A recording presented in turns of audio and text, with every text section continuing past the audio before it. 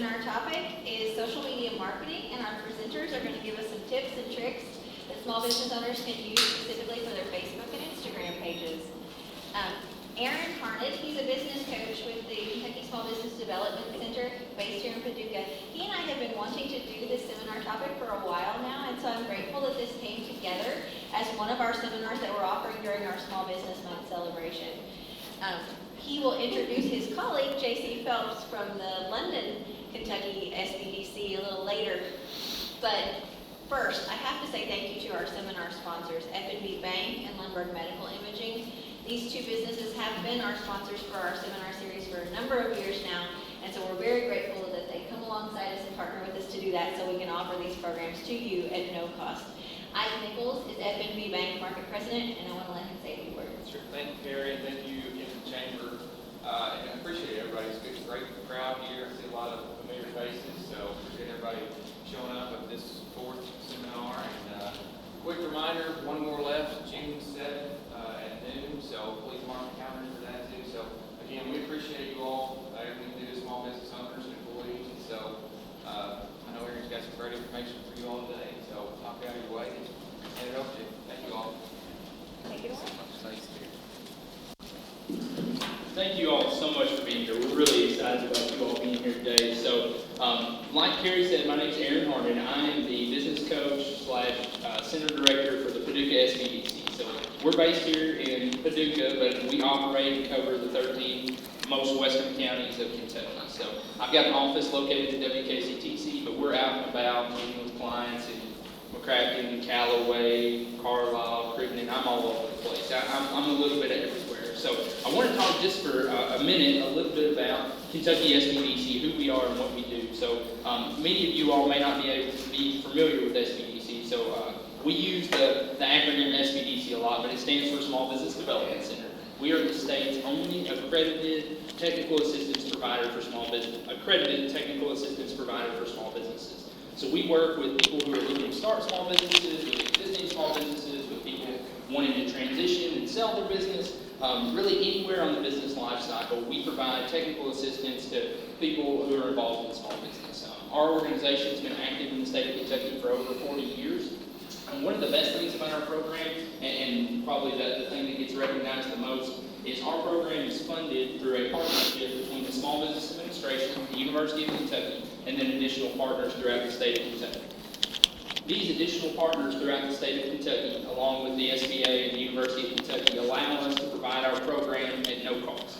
So all of the consulting that we do, all of the work that we do with small businesses, whether it's business planning, loan package preparation, marketing, anything and everything we do with small businesses comes at no cost to the small businesses because it's already been paid for. The other thing we'd like to make sure and highlight is our relationships with individual clients are always on a completely confidential basis. So you can feel assured when you come and meet with a Small Business Development Center coach that everything we discuss is privileged, and we're not going out and about and telling anybody about your business. We're just concerned with trying to help you start, fund, grow, transition, whatever it is for your individual business. That's what we're concerned with doing. So these are some of the statistics related to the work that the Kentucky SBDC has done. These come from last year. You can see just a little snapshot of the number of clients we serve, the hours that we spend with clients, how many trainings we do. So in addition to doing these in-person trainings, we also offer webinar-based training. We have a regularly scheduled webinar every Wednesday and then offer additional trainings throughout the week. These are also numbers that are important, and these are the ones that usually catch the attention of small business owners, especially the $238 million that we've helped small businesses access over the last 2 years. So even through the pandemic circumstances and all the difficulty that small businesses have faced, we at the Small Business Development Center have still tried to be a pillar for assistance and helping those small businesses continue to start and grow. So without further ado, I want to introduce my colleague. This is J.C. Phelps. Like Carrie said, he's from the Small Business Development Center in London. You all are in for a real treat. Don't tell anybody, but J.C. is definitely my favorite coworker. He's definitely the most fun to be around. We always have a great time when we're together. But J.C. is a full-fledged social media expert. I don't even pretend to have a tenth of the knowledge about social media that he has. And I'm really looking forward to the great information he's going to bring for us today. So I'll turn it over to JC, and we'll get started with social media for your small business. Thank you.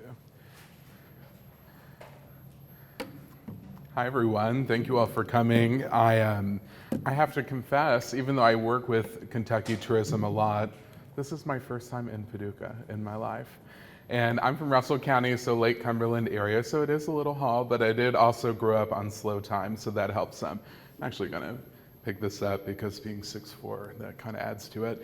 I have this on here, not that you want to look at me up there and up here, I'm already punishing you, but I'll have this on the end as well. That's my email address, jc.phelps@uky.edu. What we say at the SBDC is that even though Aaron is out here in Paducah, I'm in the London Center, and we serve 23 of the easternmost counties in the southern part of the state. You get one of us, you get all of us. So I work with Aaron, he works with me, we co-coach, we do all sorts of stuff. And that's my email, so feel free to always send any social questions or things like that, and we can work together with Aaron. So today it's also quite nice. This is usually a training I do over 2 days, but you all only get to have it all in one, which is great. And maybe this is the best practice, but we are going to be talking about Facebook and Instagram marketing in aggregate as it pertains to small business. And this is a topic that I feel very passionate about because I've been a creative business owner for 14 years now, purely social media based. So I work on social, work in the TV market in Louisville and in the media market, and it's all because of social media. So I'm an example of, I guess, how this can work and how it's developed over the years. And I used to do the consulting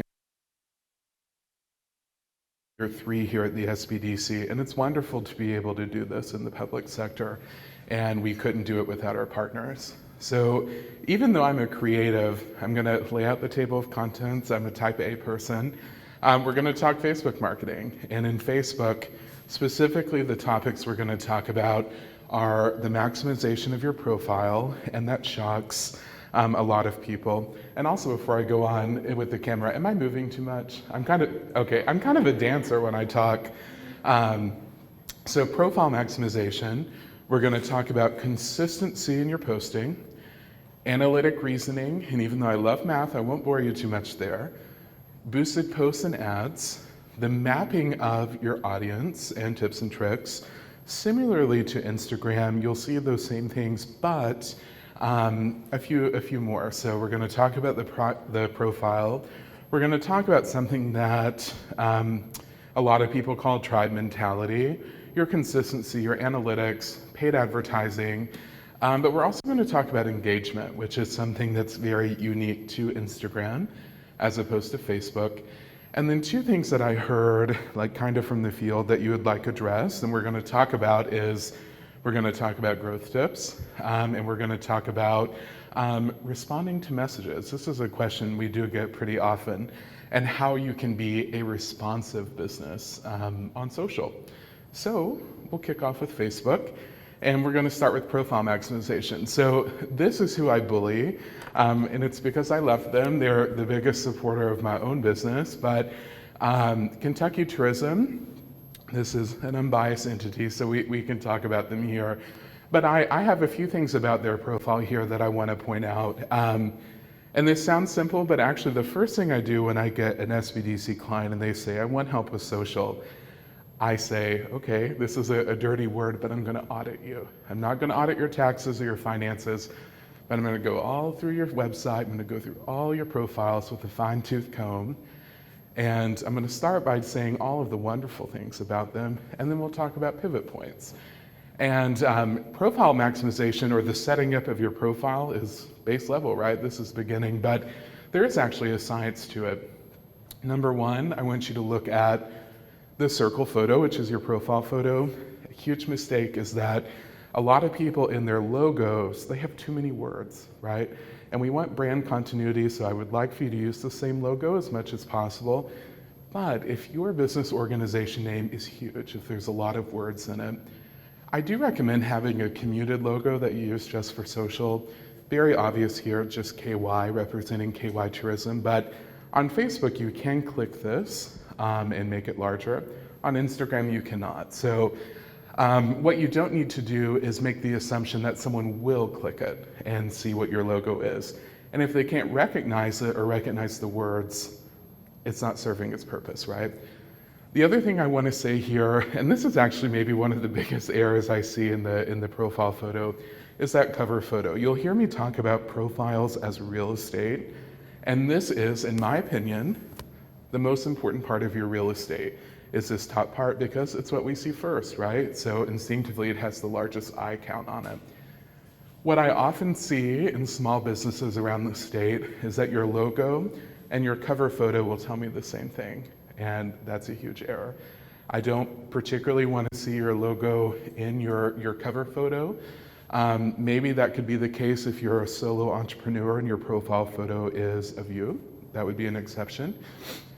But it should be something that's parallel and that adds to it. So in tourism, of course, we've got thoroughbred horses there. If you are a restaurant, maybe it's a photo of your food, the outside of your building. That way, if you are having a client visit you in person, they can realize that they're in the right spot, something like that. Last few things I want to point out here is that you definitely want a custom URL. That's at Travel Kentucky. You have to claim a username. A lot of pages when they start will say like facebook.com/12345, and that's an error, right? We want our own user. And I'm going to talk about this one later, so to be continued, but this blue button is very important, and this blue button is your call to action button. The call to action button is essentially saying, as the business owner, this is what I want you to do, and I'm telling you by giving you this button that's a different color so it stands out and it's really big. A lot of businesses have send message there, and there are very few circumstances I would ever recommend you do that. So we'll leave that at that. My favorite one, most typically, is Learn More, and that's what links you out to a website. If you don't have a website, maybe message is appropriate, but we will talk about that. The second piece of real estate on your profile that is really important is this left bar here. This is where people know to go to get the information that's actionable. The address, which is in the further down section, it links to Google Maps, your phone number, your hours, all of these things. Clicking out to your website. So you want to make sure you have all of these things, but one thing I want to say here, and why I hone in on this, is that you see those top two sections, we invite you, and Kentucky is known. Those two things are really important because Facebook is unique in that it's the only social media platform that we have two about sections. It's also the only social media platform that we have this much space to talk about ourselves. Now that doesn't mean I want someone to ramble, we should use every word appropriately, but this first section, which is what they call about, is a decent little character count. That second one that's below is called more information. So is there a business called the Paducah Diner? Does that exist? Okay, good.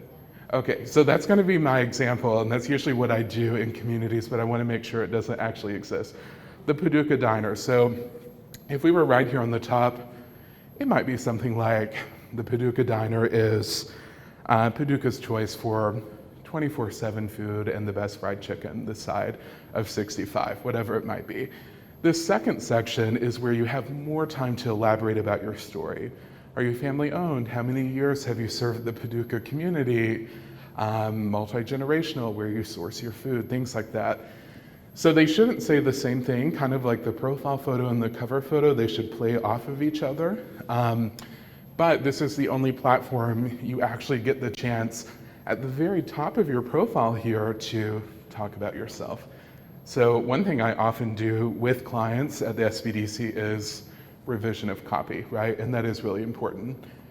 That leads us to your consistency in posting. So part one, we want your profile to be well maximized, right? That's more important before we start creating content or before we start looking at consistency?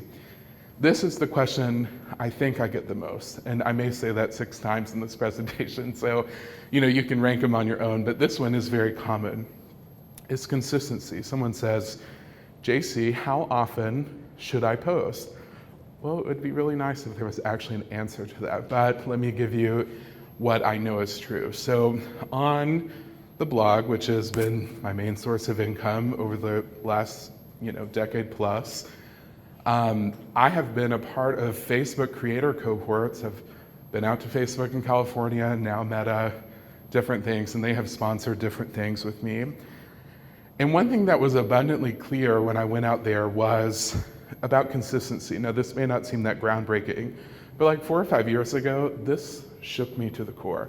I used to think it was really important to have content every single day, right? People say you should post every day. Not true. That's not true.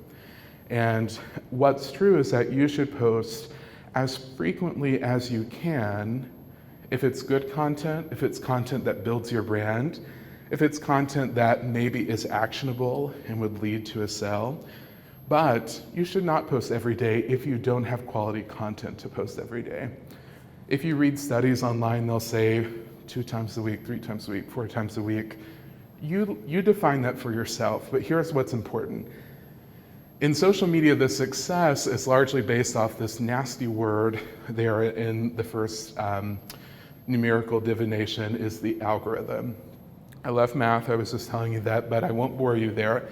The algorithm is econometrics, that's what it is, first and foremost, and it has multiple variables, and the variables have coefficients, and then these things are plugged in, and that is a key to your success online. How does my content show organically? That's what the algorithm is. And what Facebook did disclose, while their algorithm is proprietary, if you ever talk to someone on social and they say, I know the algorithm, they're lying. Don't listen to someone that says that. No one knows. It is proprietary. That's a marketing red flag. No one knows. What we do know, though, is that consistency is a top-level variable. So here's what I mean by that. When I went to California, Facebook was talking about this, and they said, okay, Paducah Diner, if you can promise me that you can post 2 times a week, and it's great content, and you're consistent, that's 8 posts a month, given a 4-week month, in the long run, you will see more success by doing that than if you post 4 times in week 1, once in week 2, 3 times in week 3, and 5 times in week 4. That's a lot more posts, but that variability hurts you, and here's why.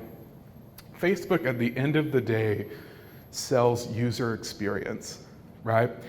So if you're the Paducah Diner and say you post Monday through Friday, I think restaurants have it the easiest, right? You can post your special or food, whatever it might be. That's relatively easy, but all that to say, if I'm a consumer of the Paducah Diner and I know that Monday through Friday I'm going to see what the lunch special is, that's a reflection of how I view Facebook, right? I'm going to Facebook and getting information that I need. If you stop posting consistently and you post, 2 times a week and you're not posting 1 week, all these things, I may think, one, as a consumer, what's up with the Paducah Diner? What's happening?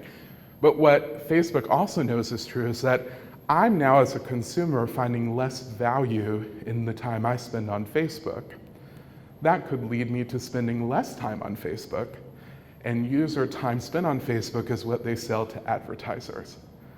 That's why consistency matters, because if you're not consistent, you're not providing a great a great user experience for the people that follow you. If enough people do that, they have trouble in their business model. So what constitutes too much? Again, you don't just want to be posting to post, it has to have value, right? So there's not a set number, and I recommend telling yourself, I can do this 2 times a week, and I would rather you scale it down right now and start posting 1 time a week, 2 times a week, 3 times a week, ensuring you can do that, and then bringing it up. You can always scale up. It's always better to scale up than to scale down for the algorithm. Which then brings me to analytic reasoning. So we've got your profile set up correctly, right? We've got to have content on there. We've got to have content consistently. how do we know if this content is resonating, best practice? So Facebook has this wonderful tool that we can use called Analytics. Everyone's probably been in there at some point. And you get it by clicking Insights, and by clicking Insights, you choose relevant information. And I meant to take this off. This is an error. Facebook no longer tells us the time of engagement, and that is a big pain of mine.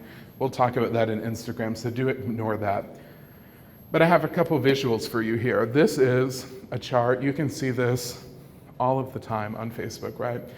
And this is what I want you to not do. Okay, what this chart is, it's actually amount of people that were on my Facebook page in a given day. So if I look near, I don't know, the 20th of that week, it looked like, maybe 65, 70,000 people were on JCP Eats that day. And I didn't say that, but I write about food. That's why I talk about food so much. And I'm the food writer for the state of Kentucky. So tourism.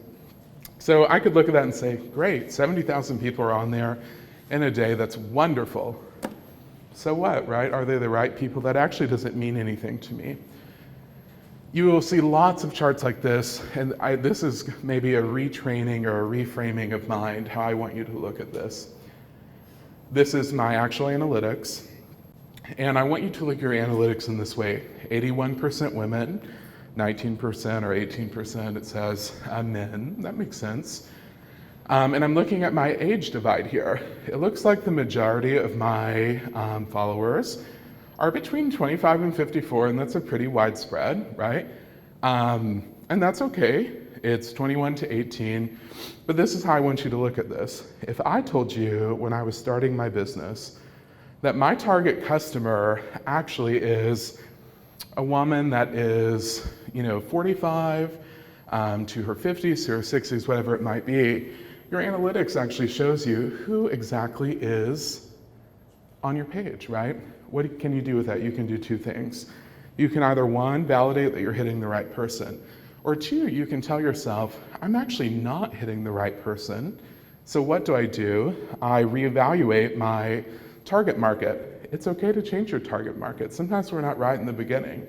Or we can realize that we're actually not resonating with those that we think could bring us the most revenue. And so what we do from there is try to hit them. One way that you can try to hit them is through boosted posts and ads, right? You can change your copy, and in changing your copy, you talk to them correctly. That's one way. Maybe we change your imagery. But sometimes we have to force our engagement, and we do that through boosted posts and ads. So boosted posts and ads, this is forced spending, and y'all are gonna have to forgive me. I've lost 150 pounds and I'm still hot-natured, so I'm gonna fan myself while I'm talking. But what is boosted posts and ads? This is a way for us to spend money to ensure that we're actually hitting who we wanna hit. Now, I'm not an accountant, my degrees are in finance, but what I will tell you is that social media advertising is tax deductible. So if you spend money on social media, boosting your posts, this is what I'll say. Keep track of it and take it to your accountant. This is the best money I spend time and time again. And I'll tell you, you don't have to spend much money in doing this. It's totally independent to each business. I have two phrases that I say a lot in all my trainings and with my clients. And the first one that I say is that social media is free to be on, but it's cheap to be good at, okay? So we're gonna talk about that right now. My second assumption, which is not very nice of me, and I'm a PK, so I should be nice, right? Is that people are lazy. We have to give them the answer and what they want really quickly. So we'll talk about that. But I say social media is free to be on and cheap to be good at because it is more cost effective than traditional marketing by far. I hope that no one in here sells billboards. I love billboards, they work. That was a big part of what I did for a business for many years. You may have seen me on a mask up billboard during COVID for Team Kentucky. Billboards work, but they're expensive, right? Here's what billboards do. They can say this many people are on I-65 And this many people will drive past this, and maybe the average demographic is XYZ. Okay, that's fine. But social media analytics themselves are free. And for as little as $1 a day, we can hit people, we can tell them who we want to hit, and they can tell us who in fact did they hit. So I love billboards, I love TV ads, I love all form of marketing, but what is true and cannot be refuted is that social media is the cheapest, and arguably as effective, if not more. So by using boosted ads, we hone in on our target audience. We're going to talk about that. We're going to look at our metrics, which enable us to pivot, and again, we have that tax deduction. So here's a post. This is a post I made. You'll actually see it on the next slide. And it didn't do too hot, right? Only 1,200 people it reached, not what I would prefer. 221 engagements, so that is a good engagement rate for that many reaches. 65 likes, 4 comments. Say this was something that I felt was really important for my business. I would boost it. Okay, here's the photo. I think that's a pretty good looking quiche. Myself, I usually do corporate recipe development, but this was tourism writing here in Beattyville. So say I wanted to boost this. What I mean by boost is I'm going to spend money to put it in front of the people that I want to see it, okay? I'm going to hypothesize a question that I'm going to get. Boosted posts or ads? My answer is boosted posts, and here's why. They work very similarly, but ads disappear, okay? Boosted posts, they are static content that stay on your page. And what does that mean? We're kind of paying for clout or recognition. If someone goes to my page and I boost this, and 800 people like it if I spend quite a bit, forever when you go to my page, you will see that post and the success. Thus, people may view what I have to say as having relevance. If you have an ad, ads disappear. That's your issue. And so they actually, I would argue, do the same thing, but boosted posts stay. So if you were going to boost your posts and ads, again, very similar, and we can go through either of those if you work with Aaron and I. But I'm going to walk you through the entire process of boosting a post, actually. So here in the top left corner, there are 2 things I think that Facebook does that is wrong. One I think is criminal, one I think is wrong. This one's one I think is wrong. Automatic goal. Which results would you want from this ad? It says automatic. Let Facebook select the relevant goal based on your settings. That's very vague, okay? And oftentimes we're boosting a post because either 1, it's really important, or 2, and these are not mutually exclusive, something is not right? I want to make sure more people hit this. I want to change to make sure that golfers in Paducah are seeing my posts about a country club. If I did choose automatic, I'm going to be getting a lot of the same. That's an issue, right? I always choose get more engagement by the people I'm going to choose, because when you get more engagement, likes, comments, shares, you accomplish every goal. If I choose automatic and I'm not hitting who I want to hit, I'm losing my money, right? The button here, the button will send someone to a website. If you're selling something, by all means, put your exact link or put it to, KentuckySBDC.com for us. And this is a tricky one. So special ad categories, if you are a provider of a credit service, jobs, housing, political issues, that's something, we're in an election year, you do have to toggle that over. And by toggling that over, you will not be able to do some of the features. Most small business, which is what this is geared for, do not fall there.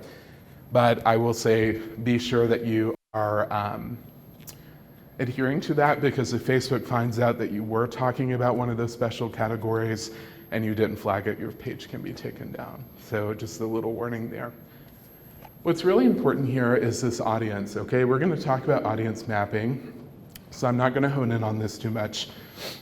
But in the audience mapping, we essentially choose who we want Facebook to show our boosted posts to. The automatic, which is horrible, says audience details, location, living in the United States, 18 to 65. That's very vague, right? Who wants that? You're going to want to create an audience. You can see there I have an audience called Kentucky Derby, but we're going to talk about that. And the last thing you'll see on this slide is you will see roughly, if you're spending, this was a 7-day ad, $2. I didn't actually run this, but just a fake example, for $14 per day, I would see 146 to 421 more views and that much engagement, 23 to 65. Not much, but I'm not spending much. And my audience isn't very defined. But what this means is you're probably going to see about an average of there. They're saying pretty much at worst, you'll get 146, but I spend 4 digits on ads a month personally, and I usually find that I get somewhere in the middle. But here is the big kahuna. This is the one that I think is criminal. So we're going to talk about Instagram after this. Instagram is owned by Facebook, now known as Meta, okay? So that's why they do this, but you'll see this nasty little thing called placements, and this is criminal, it is. It's highway robbery. We're making a Facebook ad to run on Facebook. Now this is not Facebook Business Suite where I'm doing things exclusively to Instagram as well. This is straight from my Facebook page. Instagram ads work if your target audience is on Instagram. Facebook is typically an older demographic, so that's an issue. However, historically, Instagram ads have had a lower return on investment than Facebook. Facebook knows that. It's bad for their stock value at Meta and as a brand. So what they do is they say here in placements, Facebook, Instagram. And unless you toggle that off, they will automatically run your ad on Facebook and Instagram. And you may say, well, that doesn't sound so bad. What that actually means is that your $14, roughly $7 will be spent on Facebook, $7 will be spent on Instagram. And you have designed this ad for your Facebook audience. That is robbery by my standard because that is not your intention, right? You can also run an ad on Messenger. I think that's even worse. You know, who looks at ads on Messenger? But if you're going to run a Facebook ad, run it on Facebook. If you're going to run an Instagram ad, run it on Instagram. I think that makes sense. But they did that to increase their return on Instagram, and that was quite the scandal. But they never looked back. Audience mapping, this is choosing who your ad goes to. Now, here in the location, a couple things I want to say here. The standard is United States plus 25 miles. We always have that little buffer. Take that off immediately. That's not relevant. What I will say is that you can target by state, by city, by zip code. And I love doing all of those things. And here's the other thing I will say. It says plus 25 miles. Maybe you are advertising to Paducah and a place that is within 25 miles of here. Still list them both, and here's why. You could say, well, those perimeters cross. You're not going to hit every single person in this target audience, right? And if I have an area that is crossed over between those two, I'm saying Facebook. This area is actually very important to me. And so their system will then know that they need to place a higher spend on the shared areas. So that's why I love doing zip codes. For example, if say you're looking at a higher income good, you would target higher income zip codes in your area, and those definitely will have crossover. But you tell Facebook there where I want them to live. Detailed targeting, the second little bar, this is kind of creepy. The internet knows everything about us, right? I mean, we talk and we get an ad about what we were just talking about. How are these things? Maybe they listen to us, but in terms of search, there are these things called cookies. And this is not a web class, so we won't talk about cookies, but that's how they know everything about us. And so detailed targeting, you can see there, I'm a creature of habit. The ones they're suggesting for me, local food recipes, Kentucky, whatever it might be, really segment that out. I mean, we had a client with anonymity that I was working with actually on my drive here, and we looked at voters, right? because I'm from Lake Cumberland. So we were targeting people that have higher level of discretionary income, that have interest in Kentucky, that have interest in boating, and hopefully interest in Lake Cumberland. So you can really go really detailed there. And as you fill in your locations, where you want them to be, and after we've defined where we want them to be, how we want them to be, who we want them to be, you will see an audience definition there on the end that is saying that it is broad or it's too narrow, meaning that Facebook is saying, okay, you're trying to hit men that are 27 with brown eyes in Paducah. That's a little bit extreme, right? So that's what that is. And that's Facebook ads. Facebook ads are important for many reasons. One, it helps us reach people that we want to reach. Error to caution. Don't start Facebook ads and then stop them.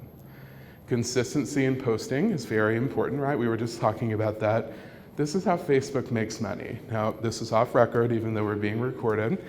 And Facebook has been a wonderful partner of mine, so I'm not trying to talk about them. But here's what I know is true. Here's what I hypothesize to be true. There we go. I won't get any slander up here. If you were a business in the business of selling ads to reach more people, and you had a client that was taking a part of that service, then they were pleased with how they were doing and they stopped spending, how would you get them to come back? You would diminish their views organically, okay? That's dirty business, but it's what happens. So if you go from spending $200 a month on Facebook, off record, and you go to spending nothing, if you were getting an organic reach, say of 5,000, I'll bet the farm that you'll start getting 1,000 views, 800 views, and they're gonna want you to say, you know, darn, something is going wrong here, how can I fix it? You're gonna spend money. So don't start too big, start small, you can always scale up, better than scaling down, especially when they're looking at revenues. And that's my little insider tip there. It is unfortunately industry fact that happens. Instagram marketing. So Instagram, owned by Facebook, completely different beast. And Instagram, I will say, I think it's very important. It is the most aggravating of the platforms that are out there, if you want to know my true opinion. But it is one that has more strategy than Facebook, and that I do like. Profile maximization. So Facebook, I was going on and on. This is so wonderful. We have 2 huge sections that we can talk about ourselves and, you know, we can really tell our stories. Instagram saying, yeah, right, you have 150 characters. What is a character? It's a letter, it's a space, it's a punctuation mark, it's all of these things. So as you can imagine, that dwindles quite quickly. If you were a small business, these are the general things that I think you should include in your bio. I want to know who you are. You know, that's your name, that's pretty easy, and that doesn't detract from your character count. But I want to know what your business is and what sets you apart. What I mean by that is, what is your value proposition? So for example, if you were the Paducah Diner, you know, you may have something about award-winning pimento cheese or, you know, something like that. That's what sets you apart, if that's what people come to you for. I want to know your hours. I want you to put your location, which can be clicked. It integrates also with Google Maps. And I want a call to action. And the call to action can be your address, right? Like come see you 8 to 5, Monday through Friday, whatever it might be. And you have your address. However, many businesses have websites. And so your call to action should be a linked out website. That's your CTA. So here I am smiling with a yummy cheeseburger, right? But I have this up here just because it's my own and I can pick on myself.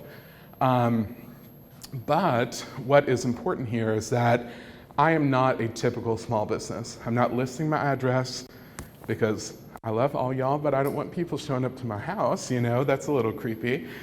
So I'm not listing an address here, but what I am doing is describing me. What do? I write about food in Kentucky, and brands also contract me to do corporate recipe development.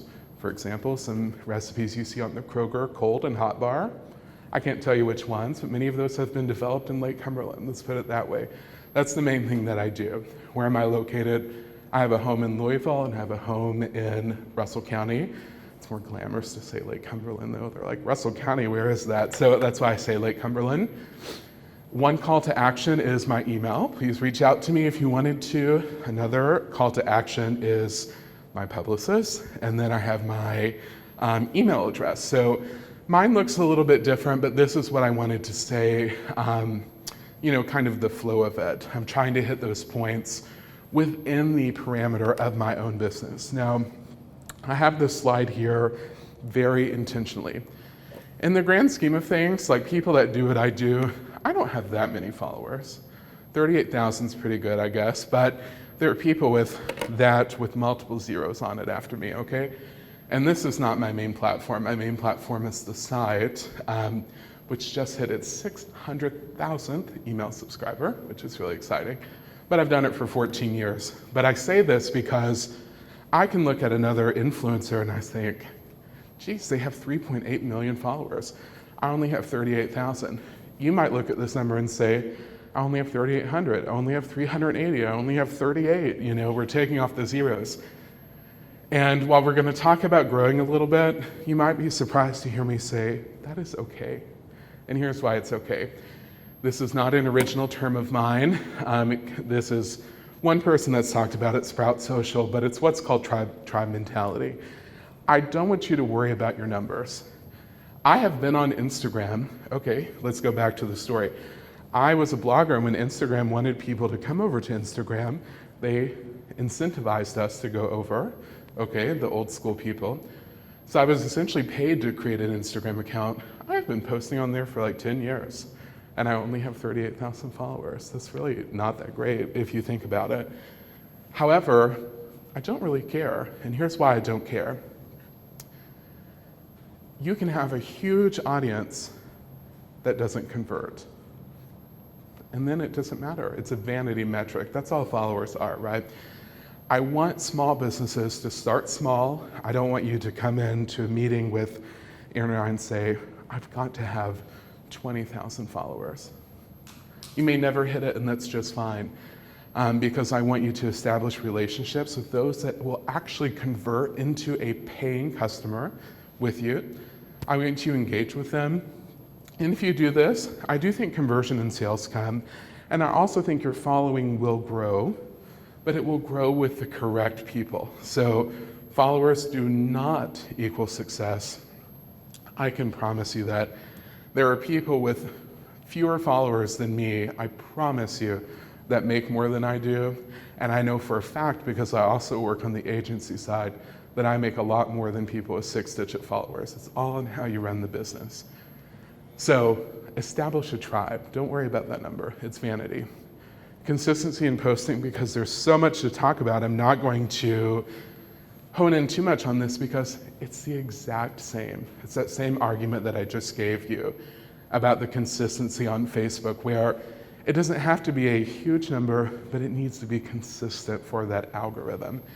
Analytic reasoning. I'm going to talk about this in a different way than on Facebook, because active times of followers, that's the vanity metric, not vanity, that's the metric that Instagram gives us that Facebook does not, and it's my favorite. And I really got my hand showed to me once because Facebook used to have this. I was in a training in Somerset here at the SBDC, and a client said, JC, I don't see that on Facebook. And it apparently had been taken away since the last time I had looked. So it's still there on Instagram, and that's good. So we'll talk about that. Here are one of these things.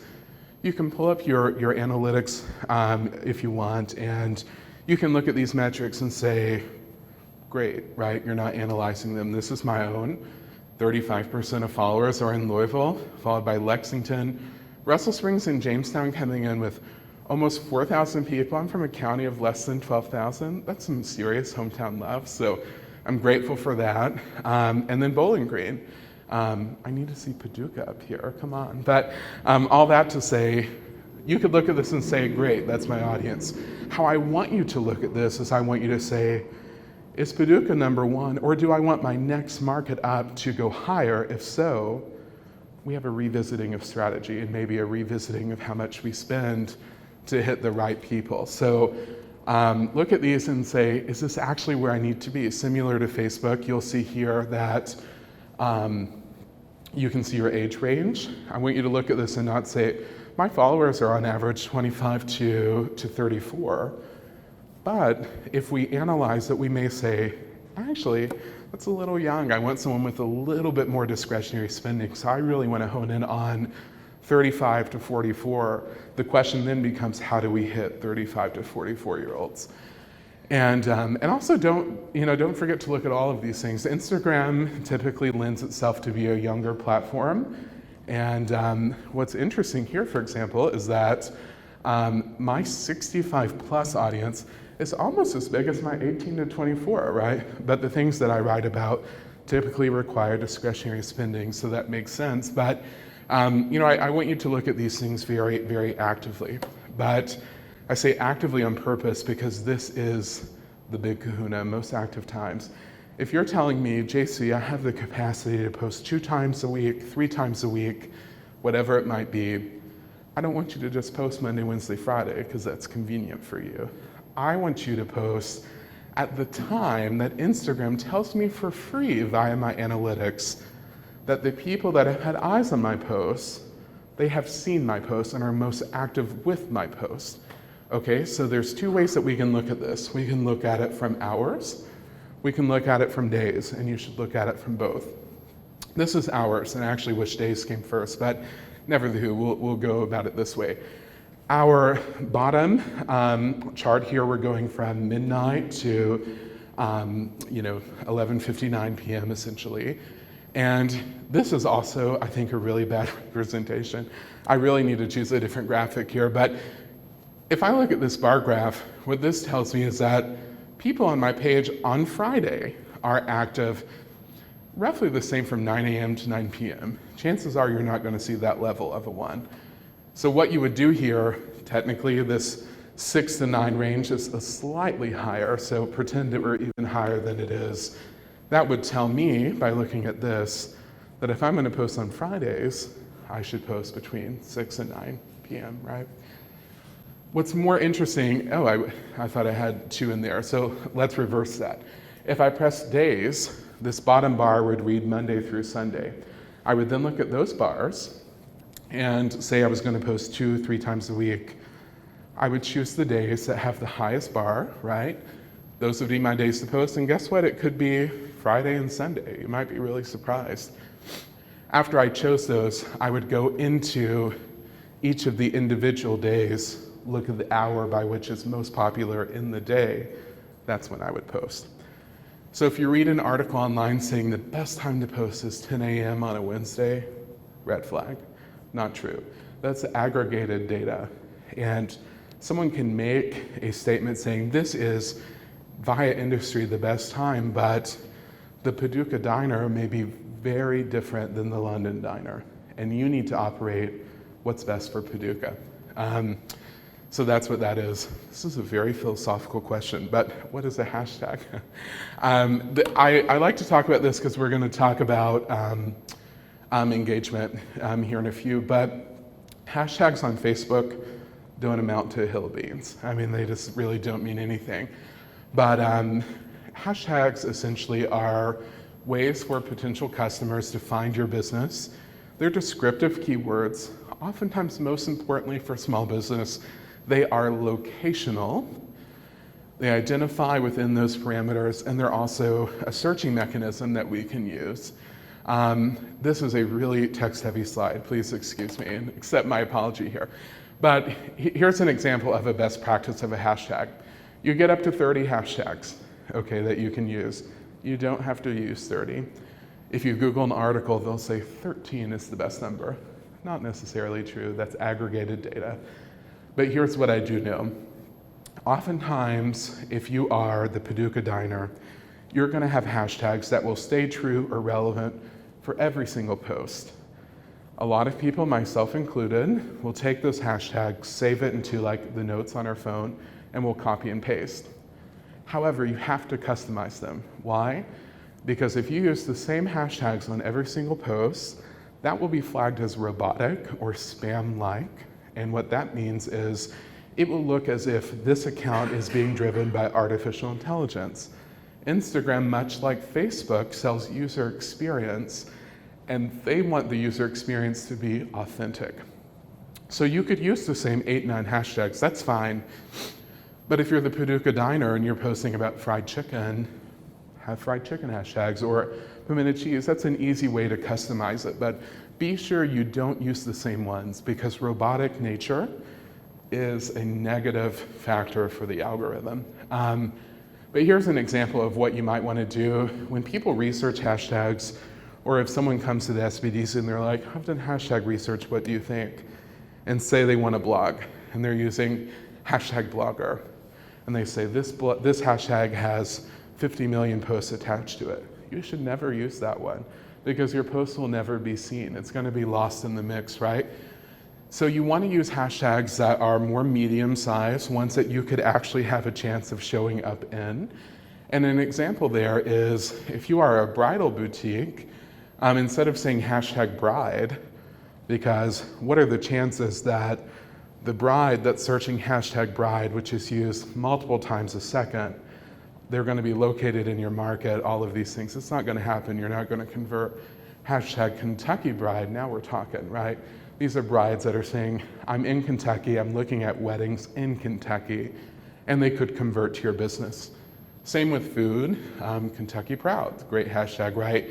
Every location, I'm sure there are some great Paducah ones or regional ones, and it just takes some research, but you don't want to go about it by using just hyper general ones, because you won't get any more reach, which is the goal. You want more eyes. Paid advertising, now I've kind of spoiled my punch here. Instagram ads aren't great, I've just said that, right? However, they are great if your target audience is an Instagram heavy audience, they make sense. If you have limited funds and you're trying to make a choice between Facebook and Instagram, choose Facebook, my opinion there. But kind of like Facebook, I'm going to walk you through the screen here. This is what you're first going to see. You're going to have the option with your spend to send people to your profile, to your website, or to your direct messages. Messages is my least favorite one. We're going to talk about that later. The top two have very different goals, right? Your website, if you're selling like a specific good, if say you're a boutique and you're advertising this cardigan, you would probably do your website and it would take them straight to that listing and you're going to convert. Your profile is what you would use if you're hoping to gain followers, for example. They're going to see you in aggregate. So there's a distinction there. After you choose that, you will then define your audience. And this is audience mapping, much like on Facebook. It works the exact same way. So I won't hone in on that too much, but we define where we want people to live. We define the interests that we think are target audience for this boost. What they like, what they do. But kind of like Facebook, if your Instagram audience is perfect, if you're hitting the exact person you think you should hit, automatic is okay. Instagram will target people like your followers. You want your followers, but you want more people like them. Oftentimes when we spend money, we're trying to, again, make a correction. And so I rarely choose automatic, and I will create my own audience because I can trust my own research and insight more than Instagram's best guess, right, of my demographic. So that's an option there. You may not want to choose automatic, but there's a time and place. And then you'll see there are two audiences. You can save them, so you can go back. You don't have to create them every time. Ale81, while I didn't, of course, make the recipe for Ale8, all of their food recipes are me. There's a little insider knowledge. And although this is this ski country? Did you grow up drinking ski? Oh. Did you drink Ale8? Oh, well, that's good, yeah. I'm surprised. Where I'm from, we're more ski than Ale8, but never the who. And then I have a Kentucky audience. You then go into your spend. Again, you have to minimum spend $1 a day. And this is just a straight up screenshot. This is not one I actually ran, but this post, if I spent $30 over 6 days, My estimated reach on Facebook was given to you by day. On Instagram is given to you by campaign. Why? Framing. This is framing theory. Irving Goffman. I'm not going to bore you. I'm a total nerd. But framing theory, Instagram ads aren't as successful. So what did Instagram decide to do? They're going to show us their reach in aggregate. Sneaky. But what does this mean to me? I see that, and if I go between those two numbers, there's 7.5, so 30 to 750. If I were estimating, this ad would probably reach 9,250 people, somewhere there in the middle of those two numbers. And this is by spending $5 a day for 6 days. You can toggle those things and change your reach and see. Again, this is guaranteeing, this is the important part. Say I went through that audience and I was saying, I want to target people that live in Paducah and Murray and Owensboro. If it said that enjoy XYZ, and that reach would be much lower because we're really targeting it down. What it would be saying is, on estimation, usually in the middle of that, they're guaranteeing me through that spend that many people that live in that area with that interest will see the post that I'm trying to convert them on. That's what that means. The other thing I will say is some people want to reach the most numbers, right? They want it to be big, big, big. Not always the best thing, right? If you specify your audience down and really niche it down to your true target audience or to those that will actually spend money with you, your estimated reach may go way down, right? And you're going to be spending, for example, a higher amount of money per engagement or per reach. I would rather spend a nickel and hit the right person than spend a penny and not guarantee it's the right person. That's a simplified example there, but don't worry about if your reach is too small because you're just actually paying to hit the right people. Some general tips and tricks. So even more than Facebook, Instagram is visual. So what I beg of you is to think very intently about what you are going to post. If you go to Facebook, the first thing that you see, you scroll and we see one post at a time. On Instagram, you see an entire feed, right? It's very important for the aesthetics.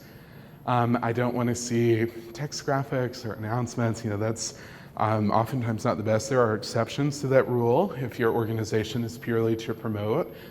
But I say all of this to say you want to maintain the same quality in all your posts because you don't want one to stick out. Something's low quality, put it on your story, maybe that expires in 24 hours. And what I want you to do too is I want you to show faces. We relate to people way more, right? So here's an example of what you might see on the Instagram feed for me, right?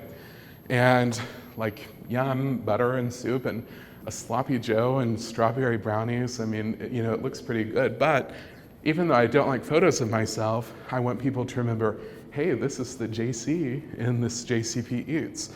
So I have to be face forward still. So what I mean by my most recent post at this time was this photo of me, but you don't see that photo, you see 6, you see 9 photos at a time. So that's why it's important for your photos to be of the same quality. Finding your following via engagement. Boy, does this fire me up. Does anyone here work for a marketing firm by chance? You do, okay. So this is not true of all marketing firms, but I will speak from personal experience. I love marketing firms. I've had the majority of my work stems from them, but oftentimes your retainer at a digital marketing firm is spent in a few ways. They spend on your boost, okay? They spend on trying to grow your page, and the boost or the ads are the paid part. The other part of what you're spending is on engagement or non-paid ways, and then that part is going to the funding of salary, right? So what do marketing firms do a lot? Sometimes a lower level employee, they will engage. And so what I've said here, I'll just read it verbatim. One of the most important parts of your success on social is the level of engagement with your audience and future clients. And what I mean by that is most important parts to your success on Instagram, because on Facebook, engaging is really hard. So what I tell people is, I want you to engage 15, 20, 30 minutes a day.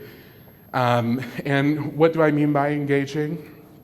Typically, you're liking, maybe maximum you're commenting, from people that are using your client-centered hashtags.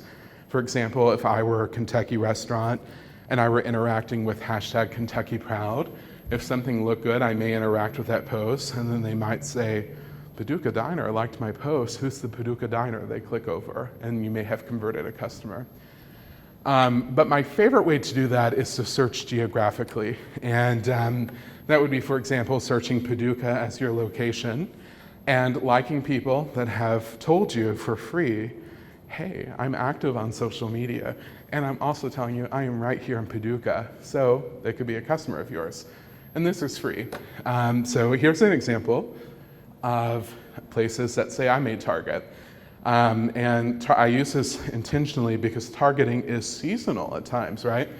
In spring and fall for 3 weeks, guess what? I'm going to target Keeneland because average Kentuckian is my target customer, and I know people post at Keeneland in April and October the most. Rep Arena, if you're a Kentucky fan, of course, during basketball season, a hot time, Kroger Field, vice versa. For football, Russell County, Lake Cumberland, that's just because that's my hometown, peeps. And maybe it was summer and more people are posting on Lake Cumberland. But for you, you might be searching Paducah. You might be searching one of the big festivals that comes to town that many people may be posting at. You might be searching Murray, and you're trying to get people that are saying, hey, I'm in Murray, and you're saying, that isn't that far from me. I want you to come from Murray to Paducah. What you do, you engage with their posts, you get on their radar for free, and they may click over.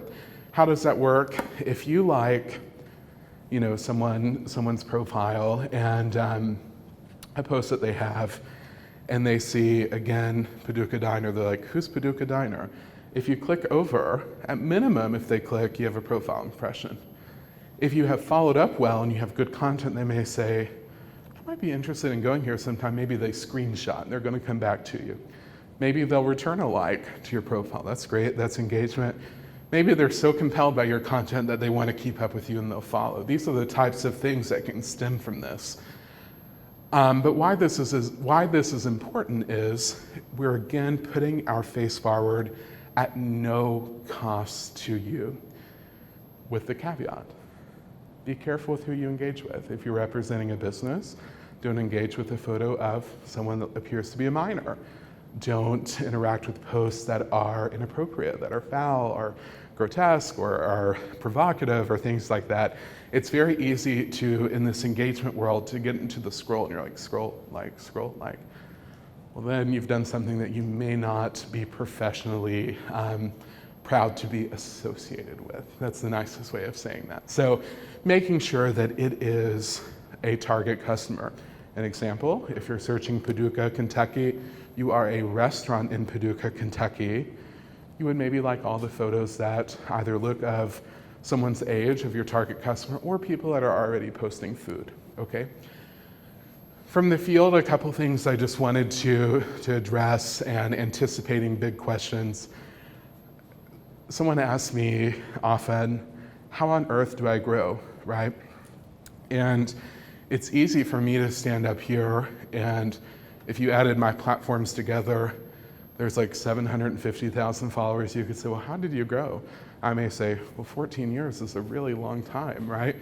But I don't want you to worry so much about your number. If you leave with one thing today, I want you to think about being strategic, being optimized, being consistent, having good content, hitting the right person, and if you're not hitting the right people, knowing how to pivot, which is often through ad spend, if you've done everything else correct. What I also want you to remember is that followers are vanity metrics. So when I get this question, I don't cringe, but I do cringe because it oftentimes isn't the goal, right? Okay. So again, and this should say larger, please excuse me, a smaller audience that converts always trumps a big audience that doesn't convert or converts at a lower level, okay? It's all about conversion. Growing on social media, I'm here to tell you, is harder today than it ever has been. It is so saturated. If you went back to my Instagram in, 2017, 2018, I maybe had 30,000 followers. I've only added that many maybe in 5 years, okay? It is really hard to grow. So don't knock yourself down if you're not growing quickly. The platform that you can grow the quickest on right now is TikTok. That's a whole nother training. And let me tell you an example of why TikTok is so important. I don't have that many followers on TikTok, but a decent amount, maybe 24, 25,000, but I haven't put that much work in it. Facebook knows TikTok is such a threat. I didn't post on TikTok for 3 months because Facebook corporate contracted 66 videos out of me, and I had exclusivity. So it was a good contract. I was happy to take the pay. But when I saw that, I thought, wow, Facebook knows that they are in trouble because they're making me be exclusive. So I took the money, but when I left that and I got out of my exclusivity, I thought to myself, okay, I've got to get back on TikTok. It is very easy to grow on TikTok. It reminds me of the good old days of Instagram. But if you're trying to go on Facebook, you do want to post consistently because you will not grow if you spend money and you get people to your page. If once they get there, if they don't like what they see, you've wasted your money, right? So I first want you to think about growing by posting good content that is consistent. However, how do most people grow on Facebook? By spending money. When you spend money on Facebook, on a Facebook ad or a Facebook boosted post, some people may convert into a follower immediately. However, if you chose in your ad goal to get more engagement, which is like getting a like or comment, anyone that likes your post from your business page, you can manually go in and invite them to like your page. This is what a lot of firms do for clients when they're paying them. So that is really, it's unfortunate to say, unless you luck off and you go viral, that's the way that we can force growth. The other way that you can think about in posting consistently and having good content is making content that is easy to share, okay? So think about the way that you're positioning yourself and the types of things that if you were a stranger to your business, if you saw this, what would compel you to share the post? Sharing is the organic way of not spending money, of doing the same thing that Facebook ads do. The biggest benefit we have as people on social media is that at the end of the day, we typically have a lot in common with their target audience. Exception to this is sometimes the nonprofit world. Thus, take you out of it. Take you as the business owner out of it or the employee out of it. And if you're a restaurant owner, chances are you like food. If I were analyzing it and I thought to myself, if I were scrolling my page, would this make me stop? What could I say in the post copy that would make me want to react or to convert? What imagery would make me stop scrolling? The answers to these questions are how you attract customers. We have a lot of knowledge already ingrained in us. To grow on Instagram, same argument, good content, being consistent. That's the easy way to say it. But geographic, looking at your locations of who you want to pull in and engaging with them, and or client-centered hashtags. That would be like a bridal store interacting with hashtag Kentucky Bride. Maybe someone's posted, oh my gosh, I've got engaged, here's my 3-carat ring. I also was raised by a business owner of Kentucky's oldest formal wear store, so maybe that's why my bias is between food and the formal wear industry. But they're saying, look at my ring, I'm so excited. If you're a bridal store, say Paducah Bridal, maybe you comment, congrats, you look beautiful, congrats, I wish you the very best. They then may say, is Paducah Bridal? They click over, you have the potential to sell a dress. And lastly, Instagram ads, of course. I mean, that is a way that we can force and spend money and make sure that we're hitting the right people. Now, this one was one that was requested of me to address, and this is really a kicker, the responding to messages. I have a very strong opinion here, right? It is very hard as a business owner or as an employee to do everything, right? And sometimes we get all of these messages and we think, how on earth am I going to have time to manage all of this? How can I run my business and post consistently and answer everyone that's sending me a message? And then you get overwhelmed, then you stop posting, and that's my worst nightmare. We can't get you burnout, right? So how can you keep up with message demand? Couple suggestions. This is when I was hinting here on the tourism post. What people are surprised that I often say is that stop asking people to message you. If you make it too easy for people to message you, that's my argument here of a qualified versus an unqualified lead. I really don't want you to message me that often. I will answer, and I try to answer as many as I can, but over the last year, I historically get over 1,000 DMs a day. And some people might be saying, should I put more garlic powder, or is this enough butter, or whatever it might be. I want the content to serve itself where they won't have to ask me a question. Same for you. If someone goes to your Facebook page, for example, and your call to action button, I know it's a little smaller here, says send message, they're at the very top of your page, they see this shiny button, they're like, yes, I'm gonna send you a message. You're gonna have every Joe and Jane asking you a question that may have been answered if they just scrolled a little bit further down, okay? Or if they went to your website by choosing Learn More, they see what's on your page, they go to the website, they then have a question for you, that's a qualified lead. That's a lead that may convert. So don't encourage random people to message you because you're adding to your workload. However, say your business is so iconic or everything's laid out right that we're getting all these messages, but they're actually qualified. That's an automated response. Really text-heavy slide.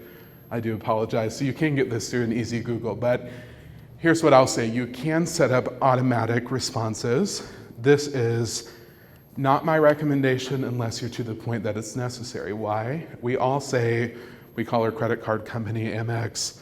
We're like, I'm talking to a robot. No one likes to talk to a robot, right? We want to talk to a real person. However, this is a great solution.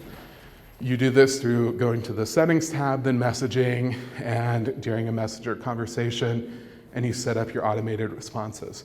You can set this up if, say, it's after 5 p.m. and someone messages you. You can say an away message saying, hey, the Paducah Diner is actually closed, but we'll get back to you when we open up in the morning at 8 a.m. Here's our phone number if you want to give us a call.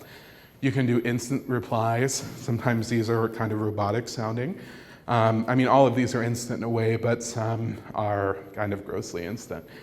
And some are frequently asked questions. You can open up, some people will go to your page, the messenger will open, and you'll have like 3 pre-asked questions like, what are your hours? Where are you located? All these things. And if you click that, you can format responses to that immediately, and that doesn't add to your workload of needing to talk to these people. So if you're having too many messages and you can't message them all back in an appropriate time, question 1, are you making it too easy for them to message you?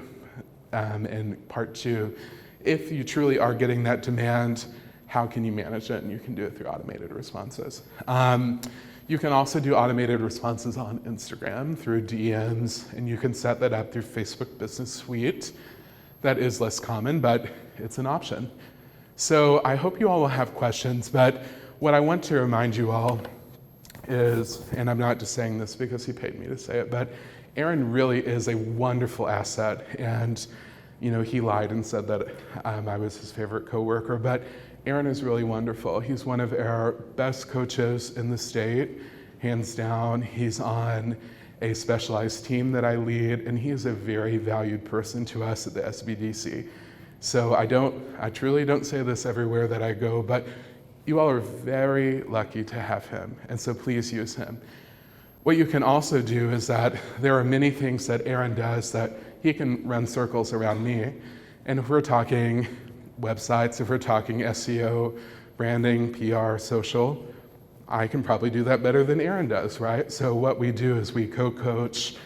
Maybe there are a few of you, we can all get together, but just because I'm not here in Paducah doesn't mean you can't work with me. Just reach out to Aaron and we'll figure out a way to work together. But we work beyond bounds. But I do just want to call out that whether it's a social question or not, please use Aaron because he's really wonderful. And I mean that very sincerely. So I'll leave you with another photo of me, and you can look at this, but not for the photo, but hopefully the most important part is this, jc.phelps@uky.edu.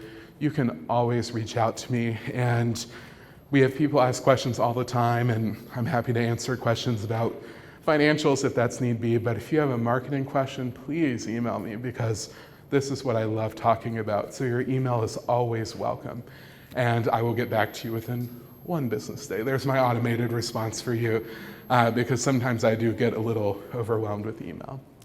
So I'm gonna hush, and hopefully you all have questions, whether it be about Facebook, about Instagram, anything with marketing, search engines, bring it up, I can answer. And if not, I'll find an answer for you. I do have one Yeah. question. I'm in Papa Murphy's, and our big job we have is on Tuesday. Mhm. And then Friday obviously kicks off the weekend. So when we were talking, I was thinking, well, the times of the week are really Tuesday, Friday. But just for example, so Tuesday, like I said, is our busiest day. So should you do your post on Monday or Tuesday morning? That's a good question. So my quick assumption there would be that those two things could be congruent. If you did it on Monday, I would do it at a time that's after dinner, so you're not influencing them on Monday. If you want them to come on Tuesday morning, I think very congruent would hit them very well. If you are not going to boost your post, I would say do either. If you're going to make a post and boost it, you have to give it a little time to work. So you don't want to commute your time too short there. So I think either of those would be well, but if you know that that's a big value time for you and your consumers respond to that, my question would then be, say on Instagram, Facebook took this away, would be to go look and see actually when the people are on the page, if say you have an individual Instagram page for your Papa Murphy's. Otherwise, you know, to answer that question, you may think about yourself. Chances are, you know, you like the product and that's why you have one of the franchises, right? If you were a consumer and you were going to convert to it, it's that reverse engineering. When would you respond most? Would you respond, do you plan your dinner more, you know, frequently on the day before or the day of when you're sitting at work and you're thinking, what am I going to do for dinner tonight? It's kind of funny you said that because all of our other media, TV, radio, outdoor, and everything, it's, we do flights, media flights on Mondays only. Yeah.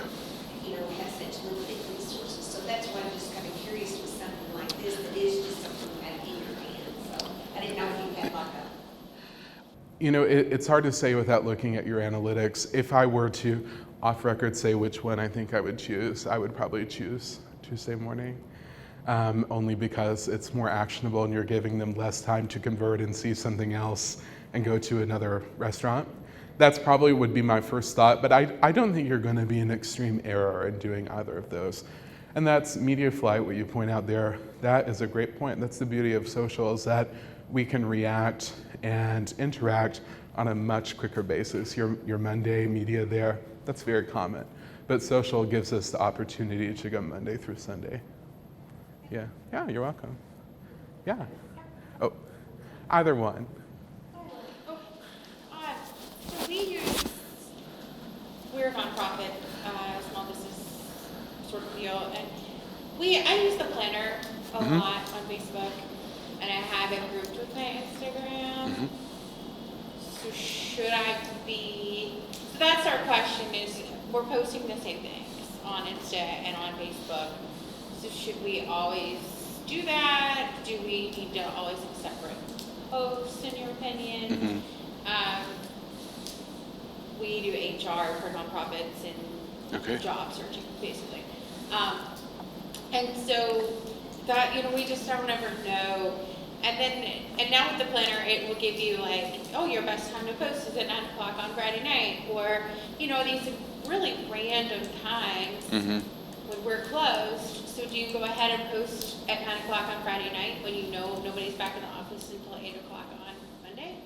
Or like how, I guess is the second part of my question. That's a really good question, and that's a question that I often get, that first one. So let's reframe the first one. The first question is, you use a planning tool, and you use that planning tool to post to both Facebook and Instagram. Is that an error? Quick answer is no, but here are my asterisks.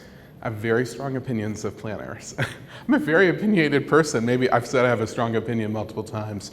If you're going to use a planner, I beg you to use the Facebook Business Suite. Yeah, that's what I think. And I beg you to use that one because Facebook, at the end of the day, again, they want you to be on their platform as much as possible. All these things integrate to Facebook, but Facebook really doesn't want you to leave Facebook. So I'm not saying that they do this on the record, but maybe you use Planoly. There are so many. It's been so long since I've used them, but I think statistically you would find if you use an outside scheduler, you would see lower organic views. There's my conspiracy theory, but I think it's fact. So Facebook Business Suite, I'm a big fan of because it's their own product. Is it an error to post straight to Facebook and Instagram at the same time? Maybe. It's not always. So when I post static photos to Instagram, I do send them to Facebook. However, sometimes I hop in there immediately and I edit it to make it correct. So like Instagram posts, for example, if it's a link in your captions, you can't click out on a link, right? So that looks really messy and we wouldn't want that in there. On Facebook, in your captions, you can click out to a link. So if I'm telling someone on Instagram, go to the link in my profile, I go on Facebook really quickly and put the actual link I want them to click. So that's an exception. I do think it's okay to post between the two because they're owned by the same company, right? Prior to them being owned by the same company, I didn't have that opinion because they do advocate for both. Here's where the other issue comes in. If your Facebook target audience and who you want to reach on Facebook differs from your Instagram target audience, you may want to talk to them differently. What you just said is quite specialized. Your target audience, my assumption, would be quite vertical between the two. So I would think you would be okay. Just making sure it's clean and that you don't have these links that don't click out anywhere, things like that. I think it's okay. And I'm pro planning. I'm pro, first off, posting organically within the app if you're able. I'm pro scheduling tool because that so often is the thing that companies have to use to ensure that they get the post out because there's so many other things to do. So that's my opinion on there. It takes a couple of asterisks to hit, but you can be just fine by doing that. Just don't use an outside one. And if you're using an outside one, don't fret. You may want to consider thinking of switching to Facebook Business Suite though. Your second question, remind me what it was. Like, the Business Suite will give you optimal times. Oh, yeah. And so if it's like on Friday night at 9 o'clock, but there's nobody in our office again until 9 o'clock on Monday, is it a wasted? Yeah, so definitely would not be wasted. What Business Suite is giving you is data straight from the mouth of who we're playing with. So even if it's Friday at 9 or Thursday at 9, I would post it then. I mean, and sometimes they look wacky, but oddly enough, that's when they're saying it's best. Here's my one, everything has an asterisk in marketing. My asterisk there is, if what you post needs a response immediately, if that's the case, for it to work, you may think about trying to see if you can manipulate your data and get your audience on there at a different time, which is kind of hard. But most things don't require an automatic response, or it's not something that is just so burning if they wait a few hours they can't get to. Another solution there is the automatic response. And if they message you saying, hey, I saw this listing for a job, they're gonna automatically say, so sorry we missed you, but we'll be back with you first thing, tomorrow during normal business hours. But I would post at the time that they say is optimal, yeah. And see that, I'm glad you said that. Facebook took away the most active time. It used to be that general little chart, right? What they've redone it as is they'll recommend timing for us, right?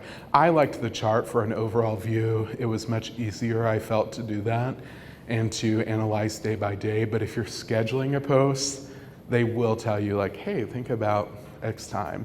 That's one of the things that they did to, to do that, to make up for that. And you had a question?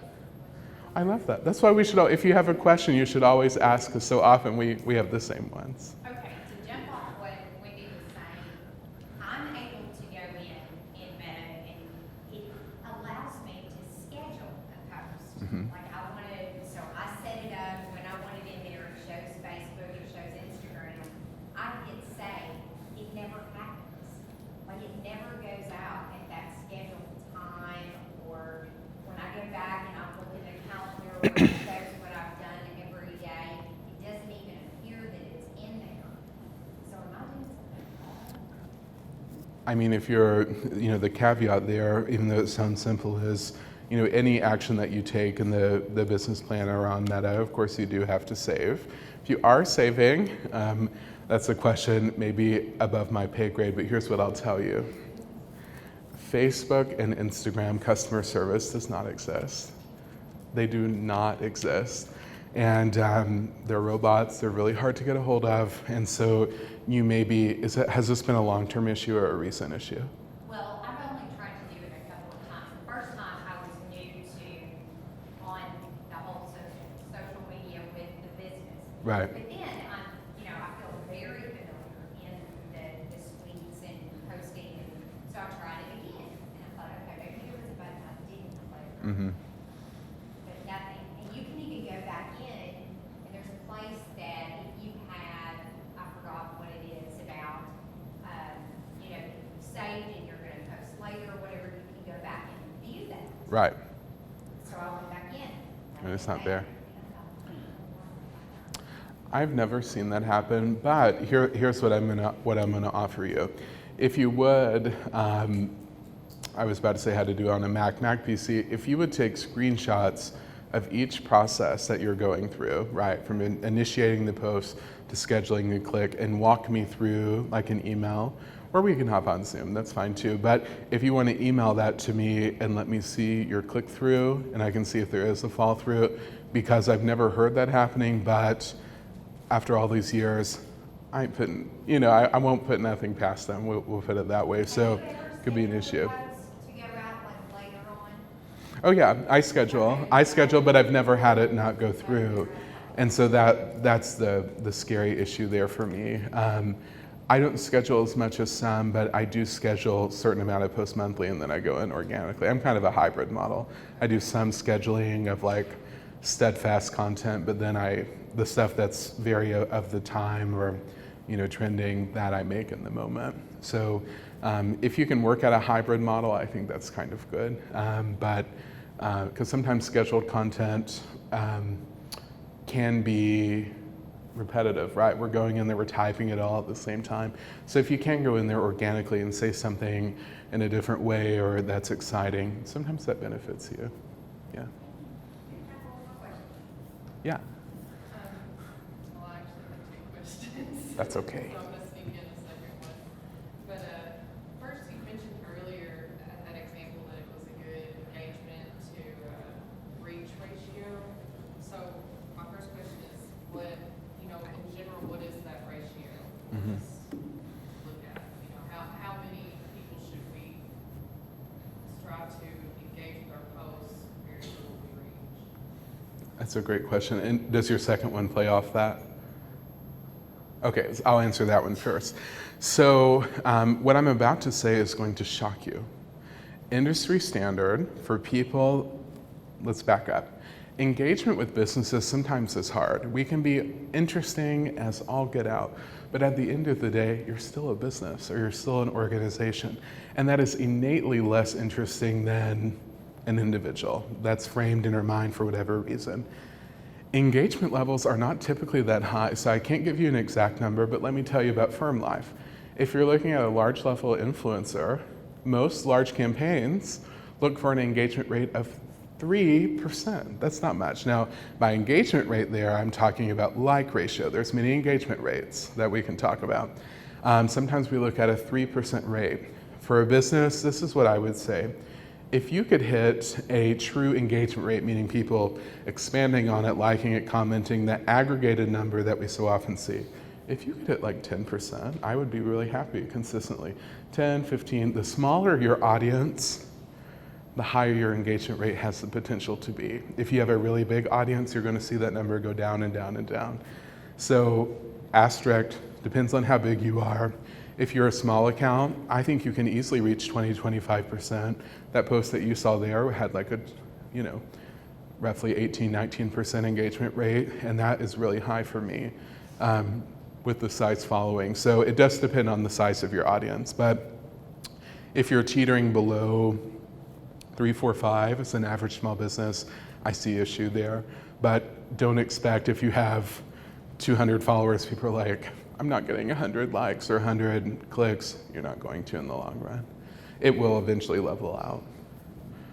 And then the next thing I was gonna say was we work with Aflac, which is obviously a massive company. Mhm. And the way we function is at a smaller, district level, 4 to 5 people on our team. So therefore, we have our own social media presence that is separate from what, Aflac headquarters has. However, there's been times where we've leaned on sharing some of their posts, but we try to find a balance and, seeming more authentic because we work at a community level. We want you to know that we're not just, some Aflac corporate person off in the distance. So I kind of just want to know, like, your opinion on that. Should we stray away from that completely? Is it always the wrong thing to do? I don't think it's the wrong thing to do fully. That's a wonderful question. Insurance, boy, that's a toughie right there. That's in hard industry. And this is what I'll say.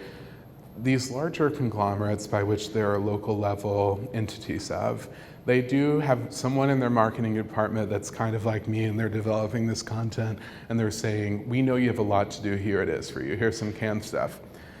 I'm all for you using that if that is what you have to use at times to hit your post consistency, right?